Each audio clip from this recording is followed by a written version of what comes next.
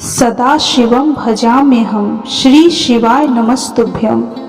भक्तजनों, बंधुजनों, आप सभी का ब्राह्मण देव कन्या चैनल पर बहुत बहुत स्वागत है। शिव महापुराण भगवान शिव की विभिन्न लीलाओं के विषय में बताता है। उनकी भक्ति तीनों लोकों का सुख प्रदान करने वाला तथा मनोवांछित फलों को देने वाला है। इस लोक में ही नहीं परलोक में भी सद्गति की प्राप्ति होती है। इस कथा को, शिव पुराण कथा को जो भी मनुष्य एकाग्र होकर सुनता या पढ़ता है वह इस लोक में सुख और भोगों को पाकर मोक्ष को प्राप्त हो जाता है। तो भक्तजनों, बंधुजनों, यदि आप चैनल पे नए हैं तो श्रोतागण कृपया चैनल को सब्सक्राइब करें ताकि मैं आगे से जो भी वीडियो अपलोड करूं, जो भी भक्ति में वीडियो अपलोड करूं, आपके पास सर्वप्रथम पहुंचे। भक्तजनों, बंधुजनों, अब हम शिव महापुराण के रुद्र संहिता दूसरे खंड के 13वें अध्याय का श्रवण करेंगे। तो बोलिए ओम नमः शिवाय, ओम नमः शिवाय, ओम नमः शिवाय। ब्रह्मा जी कहते हैं, हे नारद, प्रजापति दक्ष ने देवी का वरदान पाकर अपने आश्रम में लौट आए। मेरी आज्ञा पाकर प्रजापति दक्ष मानसिक सृष्टि की रचना करने लगे, परंतु फिर भी प्रजा की संख्या में वृद्धि होती न देखकर वे बहुत चिंतित हुए और मेरे पास आकर कहने लगे कि हे प्रभु, मैंने जितने भी जीवों की रचना की है वे सभी उतने ही रह गए हैं, अर्थात उनमें कोई भी वृद्धि नहीं हो पाई है। हे तात, मुझे कृपा कर ऐसा कोई उपाय बताइए जिससे वे जीव अपने आप आगे बढ़ने लगे। ब्रह्मा जी बोले, प्रजापति दक्ष, मेरी बात ध्यान पूर्वक सुनो। तुम त्रिलोकीनाथ भगवान शिव की भक्ति करते हुए यह कार्य संपन्न करो, वे निश्चय ही तुम्हारा कल्याण करेंगे।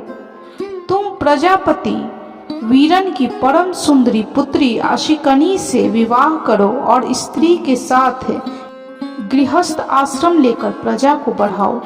आशिकनी से तुम्हें बहुत सी संतानें उत्पन्न होंगी। मेरी आज्ञा के अनुसार दक्ष ने वीरन की पुत्री आशिकनी से विवाह कर लिया। उनकी पत्नी के गर्भ से उन्हें 10,000 पुत्रों की प्राप्ति हुई। ये हरिश्रव नाम से जाने गए। सभी पुत्र धर्म के पथ पर चलने वाले थे। एक दिन अपने पिता दक्ष से उन्हें प्रजा की सृष्टि करने का आदेश मिला।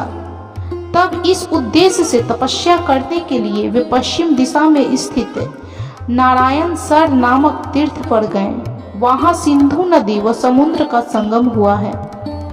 उस पवित्र तीर्थ के जल के स्पर्श से उनका मन उज्जवल और ज्ञान से संपन्न हो गया। वे उसी स्थान पर प्रजा की वृद्धि के लिए तप करने लगे।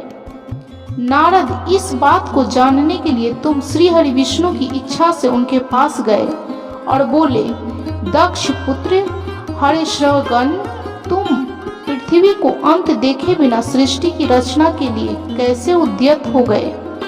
ब्रह्मा जी बोले कि हरिश्रव बड़े ही बुद्धिमान थे। वे तुम्हारा प्रश्न सुनकर उस पर विचार करने लगे। वे सोचने लगे कि जो उत्तम शास्त्र रूपी पिता के निवृत्ति परक आदेश को नहीं समझता, वह केवल रजोगुण पर विश्वास करने वाला पुरुष सृष्टि निर्माण का कार्य कैसे कर सकता है। इस बात को समझकर वे नारद जी की परिक्रमा करके ऐसे रास्ते पर चले गए जहां से वापस लौटना असंभव है। जब प्रजापति दक्ष को यह पता चला कि उनके सभी पुत्र नारद मुनि से शिक्षा पाकर मेरी आज्ञा को भूलकर ऐसे स्थान पर चले गए हैं जहां से लौटा नहीं जा सकता, तो प्रजापति दक्ष को इस बात से बहुत दुख हुआ। वे पुत्रों के वियोग को सह नहीं पा रहे थे। तब मैंने उन्हें बहुत समझाया और उन्हें संतावना दी। तब पुनः दक्ष की पत्नी आशिकनी के गर्भ से सबलाश्रव नामक एक सहस्त्र पुत्र हुए। वे सभी अपने पिता की आज्ञा को पाकर पुनः तपस्या के लिए उसी स्थान पर चले गए जहां उनके बड़े भाई सब गए थे। नारायण सरोवर के जल के स्पर्श से उनके सभी पाप नष्ट हो गए और मन शुद्ध हो गया। वे उसी तट पर प्रणव मंत्र का जाप करते हुए तपस्या करने लगे। तब फिर नारद मुनि ने पुनः वही बातें जो उनके भाइयों को कही थी उन्हें भी बता दी, और तुम्हारे दिखाए मार्ग के अनुसार वे अपने भाइयों के पथ पर चलते उधर्व गति को प्राप्त हुए। प्रजापति दक्ष को जब इस बात का पता हुआ तब बहुत दुखी हुए और वे दुख से बेहोश हो गए। जब प्रजापति दक्ष को ज्ञात हुआ कि यह सब नारद की वजह से हुआ है तो उन्हें बहुत क्रोध आया। संयोग से तुम उसी समय वहां पहुंच गए। तुम्हें देखते ही क्रोध के कारण वे तुम्हारी निंदा करने लगे और तुम्हें धिक्कारने लगे। वे बोले, तुमने सिर्फ दिखावे के लिए ऋषियों का रूप धारण कर रखा है। तुमने मेरे पुत्रों को ठग कर उन्हें भिक्षुओं का मार्ग दिखाया है। तुमने लोक और परलोक दोनों को श्रेय का नाश कर दिया है। जो मनुष्य ऋषि, देव और पितृऋणों को उतारे बिना ही मोक्ष की इच्छा मन में लाए, माता पिता को त्याग कर घर से चला जाता है, सन्यासी बन जाता है, वह अधोगति को प्राप्त हो जाता है। हे नारद, तुमने बार बार मेरा अमंगल किया है, इसलिए मैं तुम्हें श्राप देता हूँ कि तुम कहीं भी स्थिर नहीं रह सकोगे। तीनों लोकों में विचरते हुए तुम्हारा पैर कहीं भी स्थिर नहीं रहेगा, अर्थात तुम्हें ठहरने के लिए सुस्थिर ठिकाना नहीं मिलेगा। नारद, यद्यपि तुम साधु पुरुषों द्वारा सम्मानित हो, परंतु तुम्हें शोकवश दक्ष ने ऐसा श्राप दिया जिसे तुमने शांत मन से ग्रहण कर लिया और तुम्हारे मन में किसी प्रकार का विकार नहीं आया। ब्रह्मा जी बोले कि हे मुनिराज, दक्ष के इस रूप को जानकर मैं उसके पास गया। मैंने उसे शांत करने का बहुत प्रयत्न किया और सांत्वना दी। मैंने उसे तुम्हारा परिचय दिया। दक्ष को मैंने यह जानकारी भी दी कि तुम भी मेरे पुत्र हो, तुम मुनियों में श्रेष्ठ एवं देवताओं के प्रिय हो। तत्पश्चात प्रजापति दक्ष ने अपनी पत्नी से 60 सुंदर कन्याएं प्राप्त की। तब उनका धर्म आदि के साथ विवाह कर दिया। दक्ष ने अपनी 10 कन्याओं का विवाह धर्म से, 13 कन्याओं का विवाह कश्यप मुनि से और 27 कन्याओं का विवाह चंद्रमा से कर दिया। 2 भूतगिरस और कृशाश्रव को और शेष 4 कन्याओं को विवाह ताक्षरे के साथ कर दिया। इन सब की संतानों से तीनों लोक भर गए। पुत्र पुत्रियों की उत्पत्ति के पश्चात प्रजापति दक्ष ने अपनी पत्नी सहित देवी जगदम्बिका का ध्यान किया, देवी की बहुत स्तुति की। प्रजापति दक्ष की सपत्नीक स्तुति से देवी जगदम्बिका प्रसन्न होकर दक्ष की पत्नी के गर्भ से जन्म लेने का निश्चय किया। उत्तम शुभ मुहूर्त देखकर दक्ष पत्नी ने गर्भ धारण किया। उस समय उनकी शोभा बढ़ गई। भगवती के निवास के प्रभाव से दक्ष पत्नी महामंगल रूपनी हो गई। देवी को गर्भ में जानकर सभी देवी देवता ने जगदम्बा की स्तुति की। 9 महीने बीत जाने पर शुभ मुहूर्त में देवी भगवती का जन्म हुआ।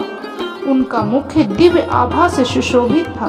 उनके जन्म के समय आकाशों से फूलों की वर्षा होने लगी और मेघ जल बरसने लगे। देवता आकाश में खड़े हो मांगलिक ध्वनि करने लगे। यज्ञ की बुझी हुई अग्नि पुनः प्रज्वलित हो गई। साक्षात जगदम्बा को प्रकट हुए देखकर दक्ष ने भक्ति भाव से उनकी स्तुति की। स्तुति सुनकर देवी प्रसन्न होकर बोली कि हे प्रजापति, तुम्हारी तपस्या से प्रसन्न होकर मैंने तुम्हारे घर में पुत्री के रूप में जन्म लेने का जो वर दिया था वह आज पूर्ण हो गया। यह कहकर उन्होंने पुनः शिशु रूप धारण कर लिया तथा रोने लगी। उनका रोना सुनकर दासियां उन्हें चुप कराने हेतु वहां एकत्र हो गईं। जन्म उत्सव में गीत और अनेक वाद्य यंत्र बजने लगे। दक्ष ने वैदिक रीति से अनुष्ठान किया और ब्राह्मण को दान दिया। उन्होंने अपनी पुत्री का नाम उमा रखा। देवी उमा का पालन बहुत अच्छे तरीके से किया जा रहा था। वह बालकपन में बहुत सी लीलाएं करती थी। देवी उमा इस प्रकार बढ़ने लगी जैसे शुक्ल पक्ष में चंद्रमा की कला बढ़ती है। जब भी वे अपनी सखियों के साथ बैठती वे भगवान शिव की मूर्ति को ही चित्रित करती थी। वे सदा प्रभु शिव के भजन गाती थी, उन्हीं का स्मरण करती थी और भगवान शिव की भक्ति में लीन रहती थी। ब्रह्मा जी बोले, नारद, एक दिन मैं तुम्हें लेकर प्रजापति दक्ष के घर पहुंचा। वहां मैंने देवी सती को उनके पिता के पास बैठा देखा। मुझे देखकर दक्ष ने आसन से उठकर मुझे नमस्कार किया। तत्पश्चात देवी सती ने भी प्रसन्नता पूर्वक मुझे नमस्कार किया। हम दोनों वहां आसन पर बैठ गए। तब मैंने देवी सती को आशीर्वाद देते हुए कहा, सती, जो केवल तुम्हें चाहते हैं और तुम्हारी ही कामना करते हैं, तुम भी मन से उन्हीं को सोचती हो और उसी के रूप का स्मरण करती हो। उन्हीं सर्वज्ञ जगदीश्वर महादेव को तुम पति के रूप में प्राप्त करो, वे ही तुम्हारे योग्य हैं। कुछ देर बाद प्रजापति दक्ष से विदा लेकर मैं अपने धाम को चल दिया। प्रजापति दक्ष को मेरी बातें सुनकर बड़ा संतोष एवं प्रसन्नता हुई। मेरे कथन से उनकी सारी चिंताएं दूर हो गई। धीरे धीरे सती ने कुमारा अवस्था पार कर ली और वे युवा अवस्था में प्रवेश कर गईं। उनका रूप अत्यंत मनोहारी था। उनका मुख दिव्य तेज से शोभायमान था। देवी सती को देखकर प्रजापति दक्ष को उनके विवाह की चिंता होने लगी। तब पिता के मन की बात जानकर देवी सती ने महादेव को पति के रूप में पाने की इच्छा अपनी माता को बताई। उन्होंने अपनी माता से भगवान शंकर को प्रसन्न करने के लिए तपस्या करने की आज्ञा मांगी। उनकी माता ने आज्ञा देकर घर पर ही उनका आराधना आरंभ कर दी। आश्विन मास में नंदा अर्थात प्रतिपदा, षष्ठी और एकादशी तिथियों में उन्होंने भक्ति पूर्वक भगवान शिव का पूजन कर उन्हें गुड़, भात और नमक का भोग लगाया व नमस्कार किया। इसी प्रकार एक मास बीत गया। कार्तिक मास की चतुर्दशी को देवी सती ने मालपुआ और खीर से भगवान शिव जी को भोग लगाया और उनका निरंतर चिंतन करती रहीं। मार्गशीर्ष मास के कृष्ण पक्ष की अष्टमी को वे तिल, जौ और चावल से शिव जी की आराधना करती और घी का दीपक जलाती। पौष मास में शुक्ल पक्ष सप्तमी को पूरी रात जागरण कर सुबह खिचड़ी का भोग लगाती। माघ की पूर्णिमा की रात भर वे शिव आराधना में लीन रहती और सुबह नदी में स्नान कर गीले वस्त्रों में ही पुनः पूजा करने बैठ जाती थी। फाल्गुन मास के कृष्ण पक्ष की चतुर्दशी तिथि को जागरण कर शिव जी की विशेष पूजा करती थी। उनका सारा समय शिव जी को समर्पित था। वे अपने दिन रात शिव जी के स्मरण में ही बिताती थी। चैत्र मास के शुक्ल पक्ष की चतुर्दशी को वे ढाक के फूलों और दवनों से भगवान शिव की पूजा करती थी। वैशाख मास में सिर्फ तिलों को खाती थी। वे नए जौ के भात से शिव की पूजन करती थी। ज्येष्ठ मास में वे भूखी रहती और वस्त्रों तथा भटकटैया के फूलों से शिव जी का पूजन करती थी।